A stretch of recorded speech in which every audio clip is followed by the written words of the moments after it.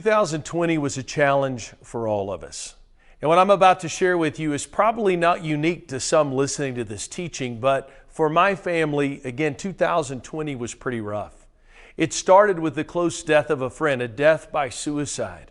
And navigating that, as some of you know, is a very painful experience. Shortly after that, the COVID-19 crisis hit and the country was shut down. I remember being in the D.C. airport on my last speaking engagement, flying back to Lubbock, Texas, wondering what was going to happen. And as we knew, everything shut down. That's why this event is virtual. Shortly after that, we got news that my wife had breast cancer. And as we go through the breast cancer challenge and the surgery and the reconstruction, all that's involved with that, my son got COVID and my daughter got COVID. Fortunately, they were mild cases. And then to end out 2020, my mother, who had Alzheimer's and dementia, passed away to conclude 2020. It was an emotional, trying year. I'm not just speaking about my own experience, but there's others that are listening to my story say, yeah, that was your year? Well, I had this many deaths and I had this many challenges. Also being involved with football, it was weird because our season was pushed later into the year and people had to have COVID tests. It was just an awkward time.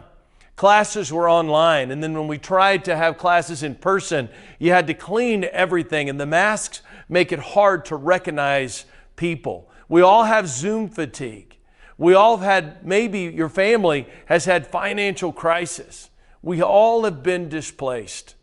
And the question is that I hear most often from college students and from teenagers is this: where is God? Where is this loving God? Why would He allow all of these things to happen? It's a good question and an honest question.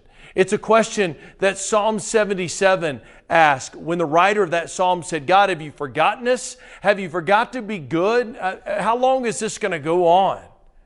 So you're not alone if you ask those questions. You're not alone if it's just been a hard year. And as we're on the stage of 2021, a brand new year, as I'm standing on this stage and we're looking at the beginning of 2021, we ask ourselves the question, when can we stop wearing masks? When is this COVID pandemic going to be over? When is all the political and the racial and the gender unrest, all of the things we're dealing with, will it ever cease? Good questions and a natural response. So you may be asking yourself, Dave, how can you survive? How can you still have faith in God after the 2020 year that you had? Simple. I have nowhere else to go. I understand from reading the Bible story that suffering is part of the fall. This is not God's intention. Actually, the beginning begins in a garden. Genesis 1 through 3, it begins in a garden. And I know the rest of the story in Revelation, the very last scene in our Bible story is a garden. I know God is going to make all things new. And I know that God will wipe away every tear from our eyes. I know that. But what about right now? Jesus promised in John 10 that those who follow Him and listen to His voice will have life, and not just survive, but life to the full. Jesus also said, as you're walking through in the grind of life, that His burden, His yoke is easy. And sometimes it doesn't feel that easy. How do you survive? Well, it's going to sound like a little Bible answer, but it really is Jesus. In the times where the pain's not taken away and I just have to go through it, the times the struggle is real and I just have to struggle through it, the gift of God, the thing that I want you to remember as we step on the stage of 2021, the gift of God is His presence. That's exactly what Paul was talking about in Philippians chapter 4, a very famous verse that's totally used out of context. But remember, Paul says in Philippians 4:13, I can do all things through Christ that strengthens me. As we know from 2020, that doesn't mean people you love don't die. Okay, that doesn't mean that people you love don't get diseases. It doesn't mean that you're not going to have struggles and your life is going to be awkward with Zoom calls and online classes and sports being displaced and band and theater being displaced. It doesn't mean that all of those things will just dramatically end. What this means can be found in the context of a few verses before. I want you to listen to what Paul says, written from a prison cell. Here's what Paul says. I know what it is to be in need. Like some of you, 2020, you know the need. I know what it is to have plenty. Some of you haven't been touched by it and you seem to be fine even though 2020 was awkward. I have learned the secret of being content in any and every situation, says Paul. Whether well-fed or hungry, whether living in plenty or in want, or we can say whether living in COVID or post-COVID, whether living in the death of a friend or the life of a friend, whether living in disease or health, whether living in prosperity or need. Paul says, I know the secret. Here's the secret of being content. And there it comes. Philippians 4:13. I can do all things through Christ who strengthens me. Listen very close. Here's the gift that we have as children of God. The presence of Christ.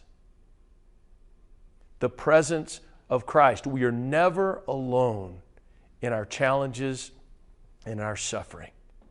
2021, who knows what it holds, but I know that Christ will go with us. It was the closing illustration of the famous sermon of Jesus, the Sermon on the Mount, and he told a story that you've been singing as a kid. The wise man and the foolish man. The foolish man built his house upon a sand, a non-firm foundation. And the wise man built his house upon the rock. Now I want you to listen very carefully.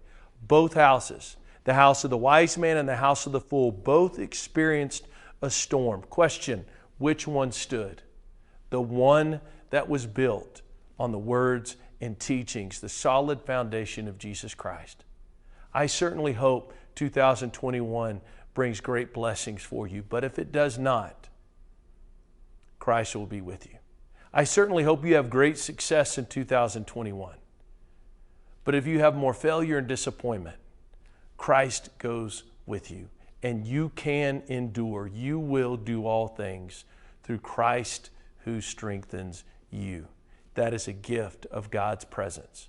If you don't have the gift of God's presence, would you reach out to someone around you, maybe one of the adults that's watching this video with you, to one of the friends around you, reach out to someone who knows Christ and ask them how they can have so much confidence as they step on the stage of 2021. How can they have so much confidence not knowing what the future brings? It's because they know Christ. If you don't know Christ, go talk to them and let them introduce you to this man from Nazareth.